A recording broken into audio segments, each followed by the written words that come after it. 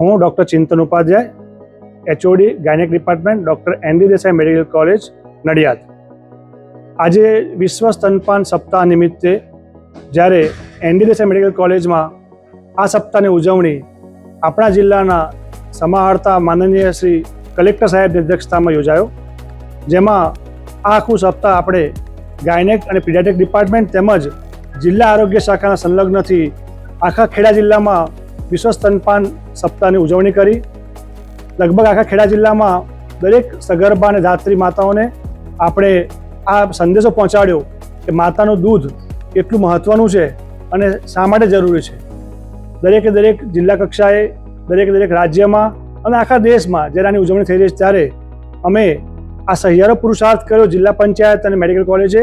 એ નવતર પ્રયોગ હતો અને એનાથી અમારી ઘણી બધી માતાઓને, બહેનોને, સગર્ભા સ્ત્રીઓને આનો લાભ થયો છે.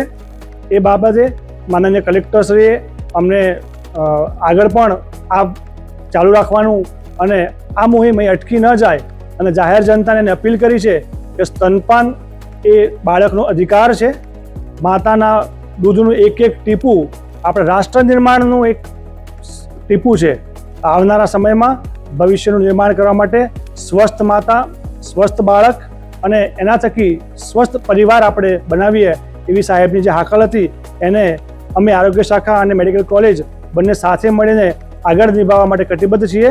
અને હું દરેક જણને અપીલ કરીશ કે આવો આપણે આ સૌ આમાં જોડાઈએ અને આપણું એક પણ બાળક માતાના દૂધથી વંચિત ન રહી જાય એ પ્રમાણે પ્રયત્ન કરીએ. નમસ્કાર, હું ડૉક્ટર પઠાણ, જિલ્લા RCH અધિકારી, ખેડા જિલ્લો. આજ રોજ આપણે ND દેસાઈ મેડિકલ કોલેજ ખાતે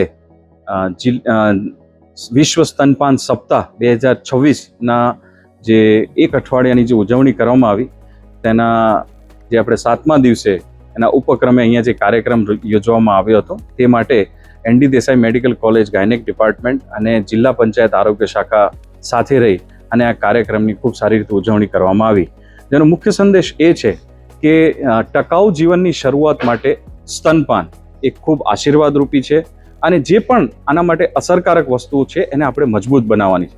ભારતીય સંસ્કૃતિ અને પરંપરા મુજબ માતાનું જે દૂધ છે અથવા સ્તનપાન છે એ જીવનની પહેલી રસી છે અને એ જીવન માટે શ્રેષ્ઠ છે. પરંતુ એક અથવા બીજા કારણથી માતા જે છે એ બાળકના નવજાત શિશુના જન્મ પછી એના 1 કલાકની અંદર જે માતાનું ધાવણ શરૂ કરી શકતી નથી એવા 50%થી વધુ બાળકો આપણા NFHS 6ના સર્વે મુજબ જણાઈ આવ્યા છે.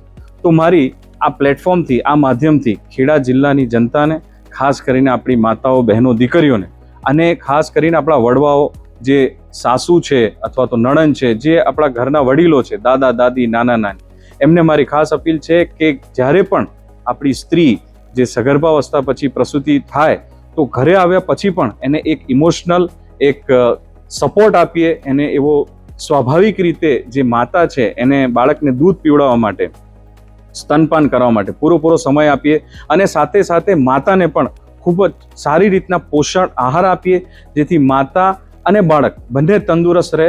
અને આપણા માન્ય પ્રધાનમંત્રીશ્રીની જે આપણી નેમ છે કે વિકસિત ભારતમાં એ જે મોટી હરણફાળ ભરી છે એ દેશમાં આ જે આપણું આવનારું સંતાન છે ખૂબ આરોગ્યમય રહે અને આપણા દેશનું ભવિષ્ય ઉજ્જવળ બને તે માટે આપ સર્વેને ખૂબ અપીલ છે.